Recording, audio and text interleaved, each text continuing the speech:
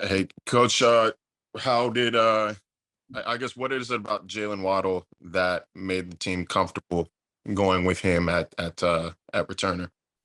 Well, I think he is his history, very very gifted player, history in the return game, both in punts and kickoffs in college. Maybe an opportunity to get him some more touches. We feel like we have several good players, and obviously with Jaylen being one of them, and got him out on the field on Sunday. Unfortunately, didn't get many opportunities. Go to Dave Hyde. Yeah, hi, Coach. I'm curious. A lot of, as you, I don't have the final stats in front of me, but at one point it was 9 extra points missed, an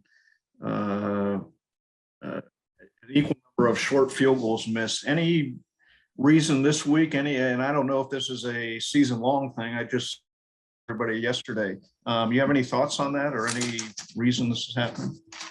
I don't. With the setup of this week and heading overseas, I haven't done my normal early week around the league studies. But over my years, there's going to be some of those weeks. I just always firmly believe that the specialists in this league are very, very good across the board. And when those numbers dip, I think you'll see them come back really strong. And at the end of the day, they'll be what they normally are. Thanks. We'll go to Omar. Wanted to continue with the Sun Sentinel specials teams theme here. I want to ask about the kickoffs, and even Flores addressed it now, where it seems like it's de-emphasized because of the recent rule change. And I know they made that change because they wanted to stop the kickoff, or wanted to limit the kickoffs because of fear that injuries take place on that play. But do you feel like it's kind of minimizing that aspect of special teams and their role in field position battle? You know what? It's an interesting deal, and it really is. There's times where you see it around the league. Teams where you want to put the ball in play. There's times where you don't want to put the ball in play. I think especially always early in the year, you see the numbers really tend much more towards the touchback. And I think for two reasons. I think number one, obviously with the weather, some guys, in the good weather are able to put the ball out of the back of the end zone, where I see you see some of those numbers come down. I think the other thing is you see teams, once they get a better idea of who they are working with and what their unit strengths and weaknesses are.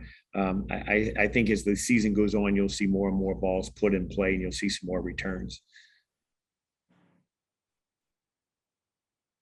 Daniel. Hey, how you doing? Excuse me. I wanted to ask again about the kickoffs, and just curious, what's your philosophy in terms of just kicking the ball out of bounds or through the uprights, and as opposed to maybe trying to kick it right around the goal line and maybe force a return, or maybe force some hesitancy and pin them behind the 25-yard line? I was just curious because I know teams have different philosophies. Well, I think it varies. It's a week-to-week thing. We have always the idea of having multiple things available, whether we want to, whether we're putting it in play, how we're putting it in play, whether we're kicking it deep, whether the returner is going to return it, even if it is deep. So there's a lot of things that go into it. And then at the end of the day, I think the biggest thing to remember is, when you're asking your specialists to do certain things, you're not always going to get exactly, maybe what you want. And again, I'm not a golfer.